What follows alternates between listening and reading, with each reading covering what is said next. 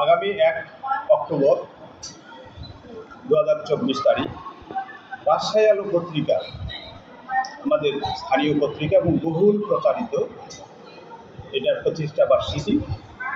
এই দিনে আমি এই পত্রিকার সাথে যারা জড়িত সম্পাদক, কর্মী, কর্মকর্তা, তারা যেন আমাদের এই সমাজের গতিশীলতার জন্য এবং সৃজনশীলতার জন্য এবং আমাদের এই রাজশাহী তথা আমাদের দেশকে এগিয়ে নেওয়ার জন্য পুরোপুরি ভূমিকা রাখতে পারে এবং এটা যেন জাতীয় পর্যায়ে উন্নীত হতে পারে এবং জাতীয় তথা ঢাকায় যেন প্রচারিত হতে পারে, এই কামনা করছি। সবাইকে অনেক অনেক ধন্যবাদ।